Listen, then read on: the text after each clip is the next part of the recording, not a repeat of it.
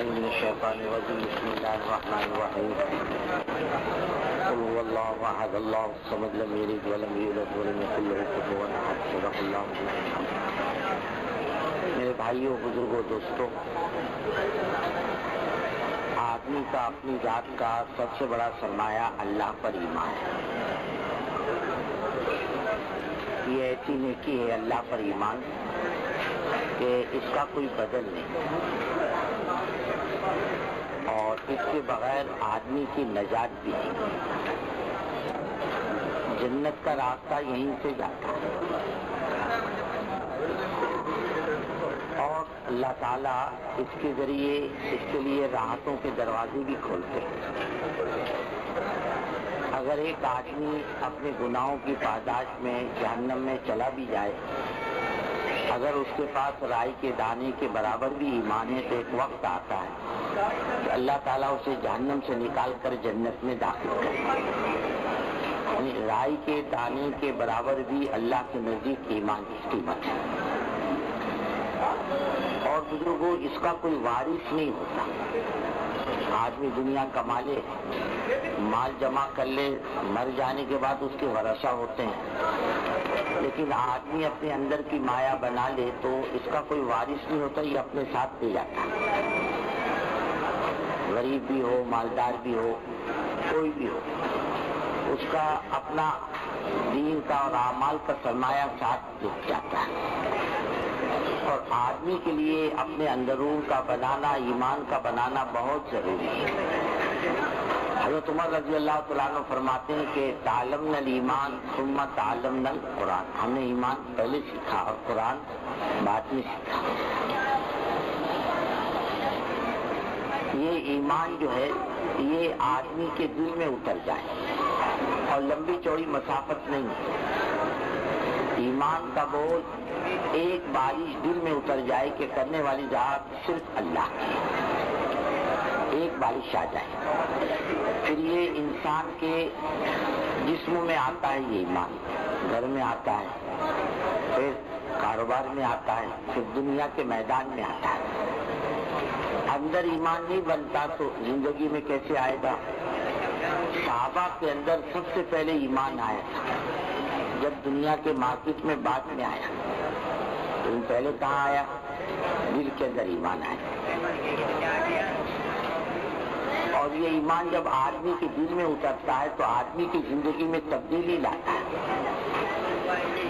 ایک آدمی کو بخار ہو، اس کو کوئی چیز اچھی نہیں لگتی، منہ کڑوا ہو جاتا ہے،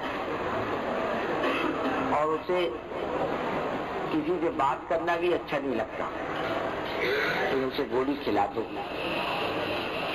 جب گولی اندر اترتی ہے تو اس کے مزاج میں تبدیلی لاتی ہے، تھوڑی دیر کے بعد اٹھ کے بیٹھتا ہے، چائے پلا دو، تھوڑا پانی پلا دو، کھانا کھلا دو، بھوک لگی ہے، کسی سے بات بھی کرتا ہے تو اسے اچھا معلوم پڑتا ہے۔ ایسے بزرگوں، جب ایمان آدمی کے اندر اترتا ہے تو آدمی میں تبدیلی لاتا ہے۔ ایک ہے حضرت عمیر ابن وہب الجبہی رضی اللہ تعالیٰ عنہ اور صفوان ابن امیہ رضی اللہ تعالیٰ عنہما۔ بدر کے واقعے کے بعد اللہ نے مسلمانوں کو کامیابی عطا فرمائی اور کفار مکہ ناکامیاب ہوئے۔ اب آپس میں بیٹھ کر یہ لوگ مکے میں مذاکرہ کر رہے ہیں۔ حضرت صفوان نے کہا ہم نے سوچا نہیں تھا وہ ہوا، بدر میں ہمارے بڑے بڑے سردار مارے گئے، ہم نے تو سوچا بھی نہیں تھا یہ۔ حضرت عمر نے کہا واقعی اب زندگی میں کوئی مزے باقی نہیں رہے، میں قسم کھاتا ہوں اگر میرے بچے لڑکے حضور پاک صلی اللہ علیہ وسلم کے قید میں نہ ہوتے تو میں نعوذ باللہ حضور پاک صلی اللہ علیہ وسلم کو جا کے قتل کر دیتا تاکہ یہ مسئلہ ہی نہیں بڑھ جاتا۔ اب بات کرنے والے کوئی ساتھی، تیسرا کوئی نہیں۔ حضرت صفوان نے کہا اور یہ بات اور بھی کہی کہ میرے اوپر قرضے کا بھی بوجھ ہے۔ حضرت صفوان نے کہا ایسا کرو، قرضوں کی ذمہ داری تو میں لیتا ہوں، میں ادا کروں گا تمہارا قرضہ، اور جاؤ چپکے سے کسی کو بولو مت، اور تمہارے میرے درمیان کی بات، اور دونوں نے قسم کھائی کسی تیسرے کو اطلاع نہیں کریں گے، تم جاؤ اور حضور پاک صلی اللہ علیہ وسلم کو نعوذ باللہ شہید کر دو، تمہارا قرضہ میں ادا کر دوں گا۔ کہا اچھی بات ہے. انہوں نے تلوار تیار کی اور پہنچ گئے مدینہ منورہ. جیسے یہاں یہ لوگ مکے والے اپنے شکست کے تذکرے کر رہے تھے, یوں ہوا یوں ہوا, ہم نے نہیں سوچا تھا وہ ہوا, ہمارے بڑے بڑے سردار مارے گئے. وہاں صحابہ اللہ کی مدد کے تذکرے کر رہے تھے. ان کی مجلسیں جمی تھی مسجد نبی صلی اللہ علیہ وسلم میں, اللہ کی مدد یوں آئی اور یوں ہوا اور یوں ہوا. اتنے میں حضرت عمر رضی اللہ تعالیٰ عنہ نے ان کو دیکھا, حضرت عمر کو, کہنے لگے یہ شخص کیسے چلا آیا, یہی تو ہے بدر کی آگ بھڑکانے والا. کہنے لگے اس آدمی سے میں مطمئن نہیں ہوں, اور صحابہ سے فرمایا تو حضور پاک صلی اللہ علیہ وسلم سے قریب رہو, میں اس سے مطمئن نہیں ہوں. جیسے حضرت عمر مسجد نبی صلی اللہ علیہ وسلم میں داخل ہوئے تو انہوں نے تلوار لگا دی, سیدھے چلو, کس ارادے سے آئے ہو. حضرت عمر نے کہا اللہ کے رسول محمد صلی اللہ علیہ وسلم مجھے حضرت عمر سے بچاؤ. آپ نے فرمایا عمر چھوڑ دو. کہا عمر قریب آؤ. قریب گئے. کیسے آنا ہوا, کہ حضور اس لیے حاضر ہوا ہوں کہ میرے بچے آپ کے قید میں ہیں, ذرا اچھا سلوک کرو اس لیے حاضر ہوا ہوں. اور میں تلوار لانے کی کیا ضرورت تھی, کہا ایسے ہی آ گئی. اور میں ایسے نہیں آئی, تم کچھ ارادہ کر کے آئے ہو, تمہارے درمیان اور فلانے ساتھی کے درمیان یہ قسمہ قسمی ہوئی نہیں ہوئی, کوئی تبدیلی ہوئی نہیں ہوئی, تمہارے آپس میں بات چیت ہوئی. انہوں نے کہا بے شک آپ اللہ کے نبی ہیں. وہاں کلمہ پڑھ لیا. آپ صلی اللہ علیہ وسلم نے فرمایا کہ حضرت عمر کے بچے چھوڑ دو کہتے ہیں, اور یہ حضرت عمر اور صفوان رضی اللہ تعالیٰ عنہ مکے والوں سے کہہ رہے ہیں ذرا صبر کرو, اب یہ کیسی خبر آئے گی کہ بدر کا زخم بھول جاؤ. ابھی کوئی اطلاع نہیں مکے کے اندر. کسی نے اطلاع دی حضرت صفوان کو کہ عمر آ گئے. عمر آ گئے, کہاں عمر آ گئے, ابھی تک ملاقات نہیں کی. ابھی ملاقات نہیں کی ابھی تک. 2 دن کے بعد حضرت عمر رضی اللہ تعالیٰ عنہ جب آئے, حضرت صفوان نے دور سے دیکھ کر کہا ان کی چال بدل گئی, ان کی چہرے کی رنگت بدل گئی. پتہ چلتا حضرت محمد صلی اللہ علیہ وسلم کی دعوت کھا کے آئے.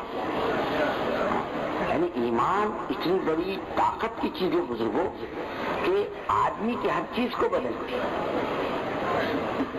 شک کیا ہے, آدمی کی زبان پر نہ رہے, یہ بوجھ جو ہے یہ دل میں اتر جائے, اندر جگہ پکڑ لے, اور یہ ایمان کام بھی آتا ہے. موت کے وقت کیا چیز نکلتی, یہ چیز اندر ہے. اور اگر زبان کا بول رہا اور دل میں بات نہیں اتری تو موت کے وقت کیا نکلے گا. تو زبان دل کا بولے وہ نکلے گا, زبان تو بند کر دی جاتی ہے, دل کھلتا ہے موت کا. آپ دیکھو گے کہ آدمی مرتا ہو تو اس کی زبان پہلے بند کر دیتا اللہ تعالیٰ, اب دل کھلنا شروع ہو جائے. اگر زندگی میں اس نے اپنے اندر ایمان کو بھرا ہے, موت کے وقت نکلے گا کہ ہمارے رب اللہ ہے, ہمارے نبی حضرت محمد صلی اللہ علیہ وسلم. ایمان تبدیلی لاتا. اب صحابہ کو دیکھو, اور ایمان کتنا قیمتی بول ہے کہ ایک مرتبہ بھی آدمی حالت ایمان میں حضور پاک صلی اللہ علیہ وسلم کو دیکھ لے, یا حضور پاک صلی اللہ علیہ وسلم اس کو دیکھ لے, تو قیامت تک آنے والے اللہ والوں کا ایمان ایک طرف اور یہ ادنا صحابی کا ایمان ایک طرف. ویسے ابو جہل کو ہم صحابی نہیں کہتے, ابو طالب کو نہیں کہتے, حالانکہ انہوں نے دیکھا رسول اللہ صلی اللہ علیہ وسلم کو, لیکن بغیر ایمان کے دیکھا. اور ایک مرتبہ بھی حالت ایمان میں دیکھنا آدمی کے مقام کو اتنا بڑھا دیتا ہے, اتنا قیمتی بولے. اگر آدمی کے اندر اتر جائے یہ زندگی میں تبدیلی لاتا. اب صحابہ کو دیکھو, ایمان سے پہلے کیا حال تھا, زندگی کیسی تھی, اور ایمان کے بعد کتنی تبدیلی آئی. اور ان کا سب سے بڑا کمال جو ہے وہ اللہ پر ایمان. کسی نے پوچھا صحابہ ہنستے بولتے تھے, ہاں ہنستے بولتے تھے, کھاتے پیتے بھی تھے, ان کے بال بچے تھے, لیکن دلوں میں ایمان پہاڑوں سے زیادہ بلند تھا. وہ اللہ کے رسول کی بات پر آنکھوں دیکھے سے زیادہ یقین کرتے تھے. وہ کہتے تھے ہماری آنکھیں غلط دیکھ سکتی ہیں, ہمارا تجربہ بھی غلط ہو سکتا, ہمارا علم غلط ہو سکتا ہے, لیکن اللہ اور اللہ کے رسول صلی اللہ علیہ وسلم کی بات غلط نہیں ہو سکتی. حضرت حذیفہ رضی اللہ تعالیٰ عنہ حدیث بیان کر رہے کہ اللہ کے رسول صلی اللہ علیہ وسلم نے ہم سے پوچھا عرفات کے میدان میں کون سی جگہ ہی ہے؟ اللہ اس کو رسول بہتر جانتا ہے۔ پوچھا یہ کون سی تاریخ ہے؟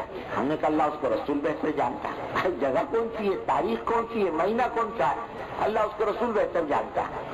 اب جو شاگرد بیٹھے تھے انہیں کہا حضرت آپ تو دیکھ رہے تھے عرفات کا میدان ہے، ذی الحج کا مہینہ ہے، عصر مغرب کے درمیان کا وقت ہے، پھر یہ کہنے کی کیا ضرورت تھی کہ اللہ اس کو رسول بہتر جانتا ہے؟ فرمانے لگے ہماری آنکھیں تو دیکھ رہی تھی لیکن اللہ کے رسول صلی اللہ علیہ وسلم فرما دیتے نہیں یہ عرفات کا میدان نہیں ہے، یہ جمعے کا روز نہیں ہے اور یہ ذی الحج کا مہینہ نہیں۔ ہم کہتے ہیں بے شک ہماری آنکھیں غلط دیکھ رہی اور اللہ کے رسول صلی اللہ علیہ وسلم کی بات سچی، ہم تو آپ کی بات پر ایمان لائے، اپنے آنکھوں دیکھے پر تھوڑی ایمان لائے۔ ایمان تو اللہ اس کے رسول کی بات پر ایمان لائے، آنکھوں دیکھے اوپر ایمان نہیں کہتے۔ کہتے نا بھائی اگر آنکھوں دے پر ایمان مانا جائے تو قیامت کے دن یہ فرعون اور نمرود اور حامان جنت اور جہنم کو دیکھ کر ایمان لائیں گے، ان کا ایمان کا معتبر ہے۔ آج آمنت باللہ و ملائکتی، ہم اللہ پر ایمان لائے اور خدا کے غیبی نظام پر ایمان لائے۔ ہم نے جنت کو نہیں دیکھا، ہم نے جہنم کو نہیں دیکھا، ہم نے اللہ کی ذات کو نہیں دیکھا، لیکن ہم اللہ اس کے رسول کی خبر پر ایمان لائے۔ ایمان اس کو کہتے ہیں۔ ایک مرتبہ اللہ کے رسول صلی اللہ علیہ وسلم راستے سے تشریف لے جائے، ایک یہودی سامنے سے تیز آ رہا، ایک صحابی پیچھے حضور پاک صلی اللہ علیہ وسلم کے۔ آپ نے دیکھا کہ اس کے تیور اچھے نہیں ہیں یہودی کی، کچھ معاملہ اس کا گڑبڑ کا ہے، یہ بھی تیز چلے اور حضور اکرم صلی اللہ علیہ وسلم کے درمیان میں اور یہودی کے درمیان میں حائل ہو گئے۔ اس نے آ کر کہا ہے محمد صلی اللہ علیہ وسلم آپ نے مجھ سے قرضہ لیا تھا واپس نہیں کیا۔ آپ صلی اللہ علیہ وسلم نے فرمایا میں نے واپس کیا، تو نہیں کیا واپس نہیں کیا، فرمایا میں نے واپس کیا، پر گواہ لاؤ۔ صحابی نے فرمایا میں گواہ ہوں۔ اچھا منہ کالا ہوگا، چلا گیا۔ آپ نے صحابی سے پوچھا تم نے دیکھا مجھے دیتے ہوئے؟ میں نہیں دیکھا میں نے آپ کو دیتے ہوئے، تو تم نے کیسی گواہی دی؟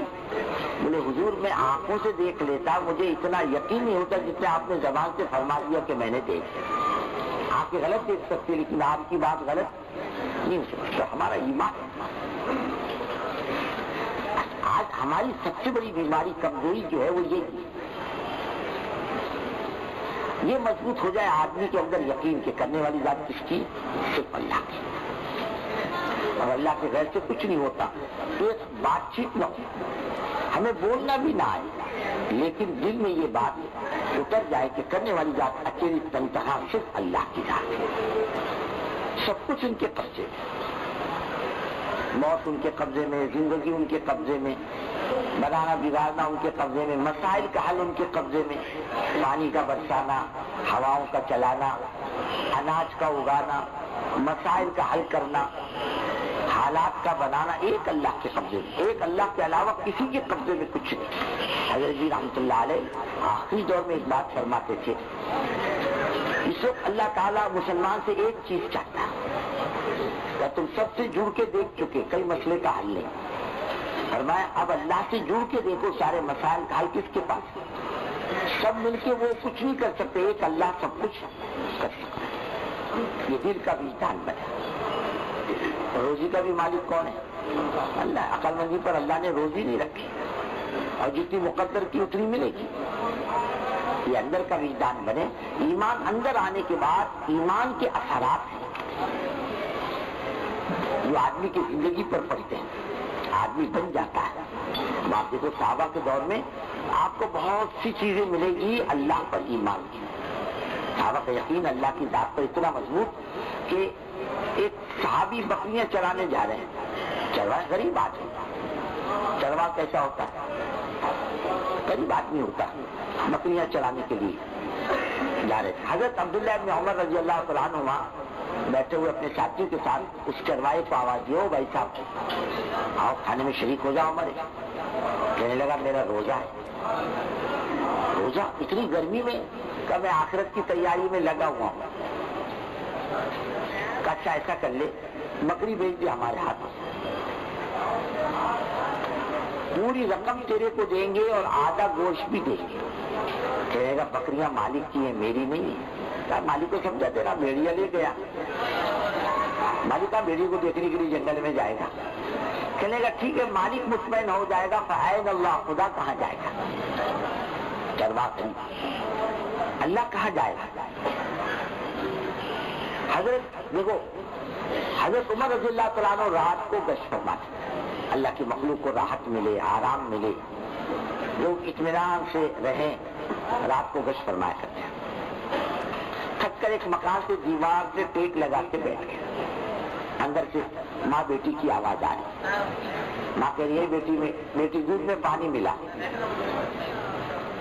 دودھ میں ہمارے ساتھ ایک نوجوان چلا جماعت میں, میں ایمانداری سے بول, تو دودھ میں پانی ملاتا ہے؟ بولے نہیں, میں قسم کھاتا ہوں پانی میں دودھ ضرور ملا. دودھ میں پانی, بیٹی دودھ میں پانی ملا. کہا اما آپ نے حضرت عمر رضی اللہ تعالیٰ کا اعلان نہیں سنا کہ آج کے بعد کوئی دودھ میں پانی نہ ملا ہے؟ کہا سرکار دیکھنے کے لیے آتے ہیں ہے عمر. کہا عمر تو نہیں دیکھتے, اللہ تو دیکھتا. حضرت عمر سن رہے ماں بیٹی کی بات. یہ بیچاری ماں بیٹی کو زیادہ پڑھی لکھی ہے کیا؟ کچھ بھی دیہات کی رہنے والی, مدینہ ایک چھوٹی سی بستی تو تھی, چار دیواری میں رہنے والی ماں بہنیں ایمان کی برکت سے امانت دار تھی. حضرت عمر نے ماں بیٹی کی بات کو سنا, گھر آئے, صبح اپنے بیٹوں کو جمع کیا. دیکھو بیٹو, میری عمر نہیں ہے نکاح کی, تم میں سے کوئی اس لڑکی سے نکاح کرے گا, مجھے یقین ہے اللہ اس کی نسل سے کوئی نیک انسان پیدا کرے گا. ان کا ایک لڑکا تیار ہوا, اس لڑکی سے نکاح ہوا. اس لڑکی کا اللہ تعالیٰ نے اس لڑکی کو ایک لڑکی دی. وہ لڑکی کا نکاح آئندہ چل کر شاہی خاندان میں ہوا بنو امیہ کے, اور لڑکی ماں بنی حضرت عمر ابن عبدالعزیز رضی اللہ تعالیٰ عنہ, جن کے متعلق علماء فرماتے ہیں کہ انہوں نے اپنے زمانے میں خلافت کو زندہ کیا 2 سال. اور اس ایمان کی اتنی برکت تھی کہ حضرت عمر بن عبدالعزیز رضی اللہ تعالیٰ عنہ کے زمانے میں مثالاً نہیں حقیقتاً بھیڑیا اور بکری ایک ہاتھ پہ پانی پیتی. بھیڑیا بکری نہیں پکڑتا. ایک دن چرواہے نے گڑبڑ میں بکری کے ساتھ بھیڑیا بھی بند کر دیا. رات بھر بھیڑیا بکریوں میں رہا, لیکن کسی بکری کو ہاتھ نہیں لگایا. اتنا امن آیا تھا ایمان کی برکت سے. جب ان کو خلیفہ بنایا گیا تو خادم نے کہا کہ سواری تیار ہے, چلیے محل میں. فرمایا نہیں, سواری لے جاؤ اپنی چادر ڈال دی وہیں قبرستان میں. سلیمان بن عبد الملک کو دفن کرنے کے بعد وہیں چادر ڈال بیٹھ گئے. فرمایا بھائی جس پر جو حق نکلتا ہو ثبوت لاؤ اور حق لے جاؤ. کسی پر ظلم ہوا ہے, کسی کی زمین دبا لی کسی نے, کسی کا مال دبا لیا, لاؤ ثبوت لاؤ, لے جاؤ, حق لے جاؤ. آدھی رات تک انصاف کرتے رہے. آدھی رات کے بعد فرمایا میں تھک گیا ہوں, اب فجر کے بعد آؤ میرے پاس. ان کا لڑکا کھڑا ہوا, ابا جا تم کہتے فجر کے بعد آ جاؤ اور رات میں آپ کو موت آ گئی تو اللہ کی مخلوق کا ادا کون کرے گا؟ آپ خدا کو کیا جواب دو گے؟ چادر ڈال کے بیٹھ گئے. فجر کی اذان تک لوگوں کے ساتھ انصاف کرتے ہیں. ایمان اس کو اس کے اثرات پڑتے ہیں زندگیوں میں, آدمی کے اعمال پر بھی اس کے اثرات پڑتے ہیں. انسان کے عمل میں جان اسی لیے سے آتی ہے. ایمان جتنا مضبوط ہوگا عمل میں اتنی جان آئے گی. اور نماز کیا ہے؟ ابھی دکان کیوں چھوڑے گا آدمی جب اللہ پر رازق ہونے کا, رزاق ہونے کا یقین نہیں ہوگا؟ آج دکاندار اپنی دکان کیوں چھوڑے گا؟ گاہک کا موقع ہے, ہجوم ہے, موسم ہے کمائی کا, اور خدا کی منادی کی آواز لگی تو دوڑ کر کے مسجد میں نہیں آئے گا بھائی اللہ کا حکم ہے. ابھی تک کمانے کا حکم تھا, اب کائے کا حکم ہے؟ نماز پڑھنے کا. جس خدا کا حکم نماز ہے وہ خدا کے ذمہ روزی ہو نہیں سکتا. میں اللہ کے حکم کو پورا کروں, اللہ میری روزی کو گھٹا دے, ناممکن بات ہے. اسی کا قانون ہے. نماز کس کا قانون ہے؟ اللہ کا. اور روزی کس کے ذمہ؟ یہ نہیں ہو سکتا ہم اللہ کا حکم پورا کرے, اللہ ہماری روزی گھٹا دے.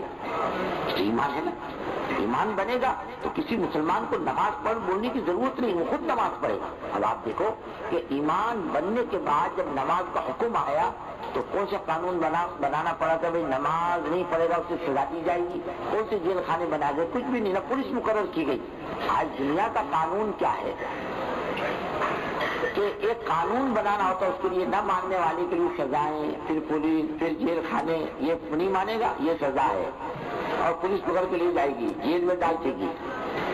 یہاں تو نماز کا حکم آیا تو کوئی پولیس نہیں، کوئی جیل خانہ نہیں، کوئی قانونی سزا دینے کا، ایک اعلان میں نماز 100% امت میں زندہ۔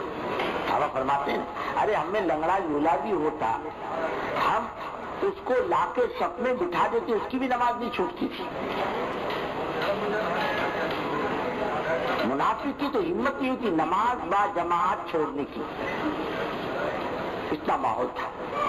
ایمان آنے کے بعد اتنا ماحول بنا کہ امت میں بغیر کسی چیز کے نماز زندہ ہو گئی، مسجد آباد ہو گئی، بے نمازی کوئی بھی نہیں تھا۔ صحابی نے ابن ام مکتوم رضی اللہ تعالیٰ عنہ کہنے کہ حضور میں اندھا ہوں اور چاروں نمازوں میں حاضر ہوتا ہوں، میری فجر کی نماز کا مسئلہ ہے، اور میں اذان سنتے ہو، اذان تو سنتا ہوں، اور میں تم کو گھر میں نماز پڑھنے کی اجازت نہیں، مسجد میں آ جایا کرو۔ ایک آدمی مقرر فرمایا کہ ان کا ہاتھ پکڑ کر مسجد میں لے کر کے آئے، ان کو بھی اجازت نہیں دی تو گھر میں نماز پڑھ لی۔ تو فرماتے ہیں حضرت ابن ام مکتوم رضی اللہ تعالیٰ عنہ جب مدینے کی تاراجی ہوئی تو میں روضے اطہر میں چھپ گیا۔ فرماتے ہیں کہ کسی نے تم نے نماز کیسی پڑھی؟ کہ پانچوں ٹائم روضے اطہر سے اذان کی آواز آئی، میں نماز پڑھا۔ ارے نماز چھوڑنے کا آدمی گمان ہی نہیں کر سکتا مسلمان۔ اللہ کے رسول صلی اللہ علیہ وسلم کا ارشاد ہے جان کر نماز مت چھوڑ، جان کر نماز چھوڑنے سے آدمی دین سے نکل جاتا ہے۔ ہمیں اس کی پہچان ہے، نماز کی پہچان ہے، مومن کی پہچان ہے، شرافت سے فرمایا۔ اور مسجد کس کا گھر ہے؟ اللہ کا گھر ہے، اور اللہ کون ہے؟ میزبان ہے، آنے والے بندے اس کے مہمان ہیں، آنے والے مہمانوں کا حق اللہ کی ذات پر ہے۔ ایک بدو کی دعا بہت اچھی دعا، وہ بیت اللہ کا طواف کرتے ہوئے کہنے لگا اے اللہ یہ تیرا گھر ہے اور ساری دنیا کے آنے والے تیرے مہمان ہیں، میزبان پر مہمان کا حق ہوتا ہے، ہمارے آنے والے مہمانوں کا حق تیری ذات پر یہ کہ آنے والوں کا مغفرت سے استقبال کر، کسے استقبال کر؟ مغفرت سے استقبال کر، یہ اللہ کا گھر ہے، اور اللہ کے در پہ آنے والا محروم نہیں ہوتا۔ تو ایمان بنے گا تو نماز خود بخود زندہ ہو جائے گی امت کے اندر، نماز آئے گی، بولنے کی ضرورت نہیں نماز کی۔ اور پھر بزرگوں اللہ کے وعدے کتنے ہیں، تمہاری روزی کی تنگی دور ہوگی، تمہاری قبر کی تنگی کو اللہ تعالیٰ دور کرے گا، تمہارے اعمال نامے سیدھے ہاتھ میں دیے جائیں گے، اللہ کو صراط پر بجلی کی طرح گزار دے گا، بغیر حساب کے اللہ جنت میں داخل کرے گا۔ وعدے کتنے؟ ہمیں نماز کی دعوت دو گے، اب نماز کی دعوت دینے میں کتنے پیسے لگتے ہیں؟ کچھ بھی نہیں، خالی ترغیب پیار محبت سے کسی کو کہہ دینا بھائی صاحب نماز پڑھا کرو، اللہ کا حکم ہے، بہت کام آنے والی چیز ہے قبر میں آخرت میں۔ اور حدیث میں آتا ہے ملک الموت نمازی کو نگاہ میں رکھتے ہیں، اور موت کے وقت اس کو کلمے کی تلقین کرتے، شیطان کو اسے دفع کرتے، کلمہ لا الہ الا اللہ محمد رسول، شیطان کو دفع کرتے ہیں۔ وہ کہتا ہے میرے ساتھ نرمی کا معاملہ کرو، کہ مجھ کو بھی آرڈر ہے ہر ایمان والے کے ساتھ میں نرمی کا معاملہ کروں، اپنے فائدے کی چیز ہے۔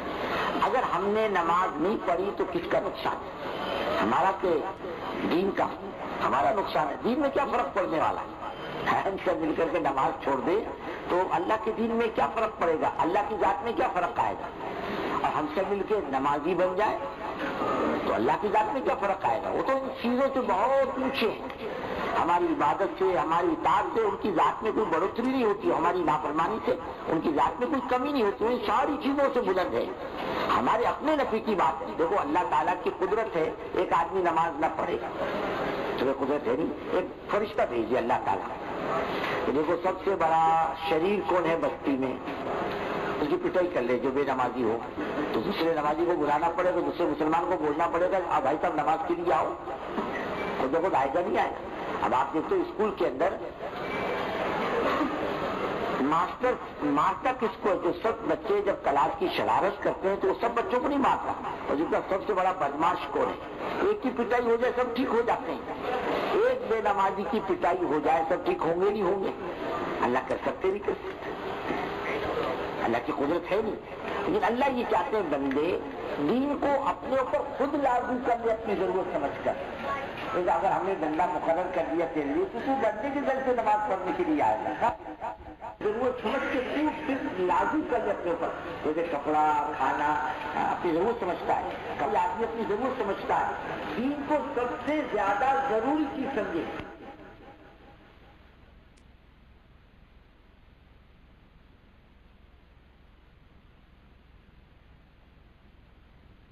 باپ کو بولنے کی ضرورت نہیں پڑے گی بیٹے نماز پڑھ کے، بیٹا نمازی بنے گا، تو بھائی میری ضرورت ہے۔ آج ماحول نہیں بزرگوں، اس کے لیے آدمی آج اپنے چھوٹے کو کہے بڑے کو کہے بھائی صاحب نماز پڑھ لیا کرو، اللہ کے سامنے جھکنے کے بہت فائدے۔ اور پھر حدیث میں آتا اللہ کے رسول صلی اللہ علیہ وسلم کا ارشاد ہے 3 آدمی قیامت کے دن اللہ کی رحمت کے سائے میں ہوں گے، جبکہ اللہ کی رحمت کے سائے کے علاوہ کوئی سایہ نہیں ہوگا قیامت کے دن۔ ایک فرمائے جوان عبادت گزار، ایک عادل بادشاہ، اور تیسرا جو لوگوں کو نماز کی دعوت دیتا۔ نماز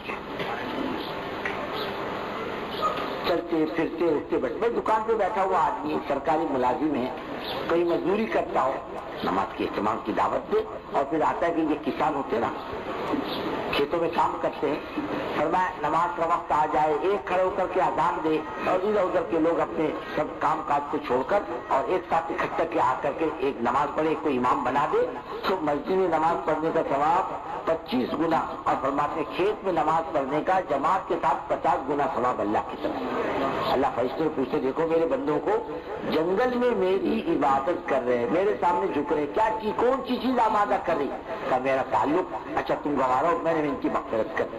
اور اللہ تعالیٰ نے دعوت کی برکت سے نہ جانے کہاں کہاں اللہ تعالیٰ نے نمازوں کو زندہ کیا۔ بعض کمپنیوں میں یہ دیکھنے میں آیا کہ انہوں نے باقاعدہ جگہ بنا رکھی ہے نماز کے لیے، ان کے ملازم نماز پڑھتے ہیں، بعض جگہ پر امام مقرر کر رکھا ہے، وہ اپنے امام نماز پڑھاتا ہے، تعلیم ہوتی باقاعدہ ان کی کمپنیوں میں، ان کے آفسوں میں، ان کے کارخانوں میں۔ اللہ نے دعوت کی برکت سے کہاں کہاں یہ چیز زندہ کی۔ ہمارے یہاں سمندروں میں مچھلیاں پکڑنے والی قوم، پہلے تو کوئی تعلق ہی نہیں تھا دین سے، جب دین آیا جماعتوں میں وقت لگا تو اپنے سمندروں میں 1 دن رہتے ہیں 2 دن رہتے ہیں، بعض مرتبہ تو سمندروں میں اذانیں دینا، نماز پڑھنا، وہاں جماعت کرنا، باقاعدہ تعلیم کرنا، اور اپنی مچھلی بھی پکڑ رہے ہیں اور نماز بھی پڑھ رہے ہیں، وقت آئے تو تعلیم بھی کر رہے ہیں، اذان بھی دے رہے ہیں۔ یہ کمائی ہے مستقل اپنی، کوئی آدمی سے کرے کہ نماز بزرگوں ایمان جب مضبوط ہوگا نماز خود بخود آئے، اور اس کے ساتھ ساتھ ایک آدمی کو بولنے کی ضرورت نہیں، بھائی تیرے اوپر روزہ فرض ہے، کوئی ضرورت نہیں، وہ خود ہی معلوم کرے گا اللہ کا حکم کیا ہے۔ ایک ڈھونڈنے سے بے روزہ نہیں ملے گا رمضان میں، جب ہم اللہ کے حکم کو پورا کریں گے تو اللہ لوگوں کے دلوں میں محبت بھی تو ڈالیں گے عمل کرنے کی وجہ سے۔ ہم چھوٹے تھے اسکول میں جاتے تھے، اس زمانے میں داڑھی والا دیکھ کر مسلمان دیکھ کر غیر قوم مسلمان کے بازو میں بیڑی نہیں پیتے تھے، بھائی صاحب کا روزہ ہے تم بیڑی مت پیو، بچوں کو کہتے تھے، وہ عزت کرتے تھے۔ جب ہم نے خدا کے حکم کو پورا کرنا چھوڑ دیا تو عزت بھی نکل گئی لوگوں کے دلوں سے۔ ممبئی میں کارخانے والے نے رمضان کے مہینے میں اسپیشل بس مقرر کی مسلمانوں کو لانے لے جانے کے واسطے، اور روزے کا مہینہ مسلمان روزہ رکھے گا، بولے بھائی صاحب کے لیے کیا کرو بس مقرر کرو۔ ایک مرتبہ آفیسر نے دیکھا کہ مسلمان اب اتر رہا ہے بس سے، ہر ایک کے ہاتھ میں ڈبے کھانے کے، اکا دکا چھوڑ دو۔ اس نے پوچھا بھائی صاحب یہ ڈبے کائے کے ہیں؟ بولے کھانے کے۔ کون سا کھانا؟ بولے دوپہر کا۔ بولے تمہارا روزہ نہیں ہے؟ بولے ہمارا روزہ نہیں ہے، بند کر دو بس، میں نے تم کو روزے دار سمجھ کے بس کا انتظام کیا تھا، جب تم خود ہی روزہ نہیں رکھتے تو ہم کو کیا ضرورت ہے تمہارے اہتمام کرنے کی، بند کروا۔ قصور اپنا ہے اور کسی کا قصور نہیں. عزتوں کے فیصلے کہاں سے ہوتے ہیں؟ اور ذلتوں کے فیصلے آسمان سے ہوتے ہیں, زمینوں پر نہیں ہوتے. جب آدمی کی زندگی اچھی ہوتی ہے, اعمال اچھے ہوتے ہیں, تو وہ آسمان پر جاتے ہیں اور آسمان سے فیصلے اس کے اعمال کے اعتبار سے ہوتے ہیں. اگر اللہ عزتوں کے فیصلے کر دیں تو عزتوں کے فیصلے, اور اعمال بگڑے ہوئے تو خدا ذلتوں کے فیصلے کر دے تو زمین میں ذلتوں کے فیصلے ہوں گے. اور اللہ تعالیٰ کسی کی عزتوں کے فیصلے کر لے کون دلیل کر سکتا, اور خدا ذلتوں کے فیصلے کر لے کوئی بھی عزت نہیں دے سکتا. حضرت جی رحمۃ اللہ علیہ ہمارے یہاں اجتماع ہوا رتنا گیری میں, ساتھی نے بہت جاندار ریسٹ ہاؤس تیار کیا حضرت کے قیام گاہ کے لیے. ایک تو دور بھی ہے, شاید حضرت پسند نہ کریں, جگہ دیکھو اطراف میں کہیں ہو جائے, ٹھہرنے کا انتظام کریں گے حضرت کا. غیر مسلم کا آم کا باغیچہ تھا, ذرا آدھے کلومیٹر کا اجتماع کی جگہ مناسب بھی ہے, احاطہ بھی ہے اس کا. اسے اجازت لی, اس نے کہا کیا کرو گے تم؟ کہ ہمارے مہمان آئیں گے ان کے لیے ٹھہرنے کا انتظام کریں گے. کہا ٹھیک ہے کرو, کبھی آم کا نقصان ہوا ہم بھرپائی کریں گے. کوئی حدث نہیں ہوتا, ہونے دو. سب کے لیے انتظام کیا ٹھہرنے کے لیے, اور ذرا زمین سے 1 فٹ 1.5 فٹ دیواریں اٹھائی پتھروں کی تاکہ سانپ بچھو اندر داخل نہ ہو. سب کے ٹھہرنے کا انتظام کیا. آئے حضرت سے ملاقات کے لیے, جیسے ان کی عقیدہ ہے, نریل لایا, مٹھائی لایا, پھول لایا, نہا دھو کر آیا, بہت ادب سے آیا. بیٹھا حضرت کے پاس, پھر چلا گیا. اس نے 2 دن 3 دن سب دیکھا. اجتماع ختم ہوا, سب جماعتیں رخصت ہو گئی, مجمع چلا گیا, حضرت کا قافلہ بھی روانہ ہو گیا. جب وہ کمرے توڑنے لگ گئے تو اس نے کہا دیکھو ایسا کرو, یہ سب کمرے توڑ, یہ انہوں نے بنائے ہیں نا, سب صاف کر لو, لیکن حضرت کے کمرے کو ہاتھ مت لگاؤ, یہ ایسا ہی رہے گا. اگر تم کو خرچہ لگائے تو خرچہ مجھ سے لو, میں دینے کو تیار ہوں, اس کو ہاتھ مت لگاؤ, یہ ایسا ہی رہے گا. میری کہا قسمت میں ایسے اللہ کے نیک بندے میری سرزمین پر آ کر کے رہے, اسے ہاتھ نہیں لگانے دیا. اب بتاؤ یہ عزتوں کے فیصلے اللہ تعالیٰ غیر کے قوموں کے دلوں میں کہاں سے ڈالتا؟ اوپر کے فیصلے, بغیر بولے اللہ دلوں میں محبت ڈالتا ہے. یہ کس کی برکت ہے؟ دین کی برکت ہے, اعمال کی برکت ہے.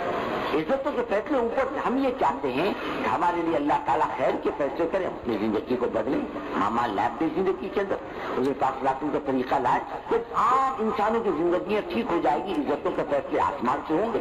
اس کے لیے بزرگوں کہتے ہیں کہ آدمی وقت دے, جماعتوں میں چلے پھرے, اپنی ترتیب بنائے زندگی کی. یہ کوئی زندگی ہے بزرگوں کہ آدمی کماتے کماتے مر جائے, ہماری زندگی میں اللہ کے دین کا کوئی تعلق نہ ہو, اس کو تھوڑی زندگی کہتے ہیں. یہ تو حسرت کی موت ہوگی.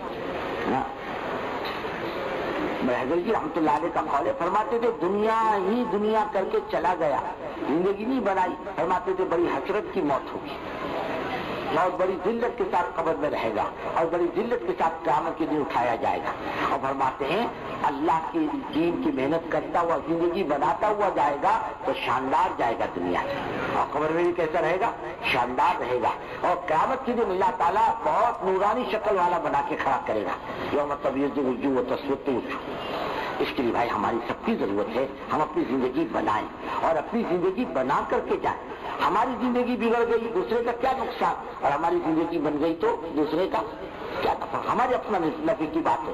اس لیے ہم ارادے کریں بھائی انشاءاللہ ہمارے اوقات لگیں گے, 4 مہینے لگیں گے. لگاؤ گے نا, نیتیں کر لو, اور جو ہمارے بڑے تقاضا کریں تو لبیک کہنا. پھر اپنے سال کا چلہ پکا, کم سے کم مہینے کے 3 دن پکے, مقامی کام پکا, اور مل جل کے خدا کے دین کا کام کرنا. اللہ تعالیٰ اس کے لیے ہم سب کو قبول فرمائے, اور ہم سب کو اللہ تعالیٰ آخری سانس تک لگائے رکھنے کا فیصلہ فرمائے. سبحان اللہ و بحمدہ, سبحان اللہ, اشہد ان لا الہ الا اللہ.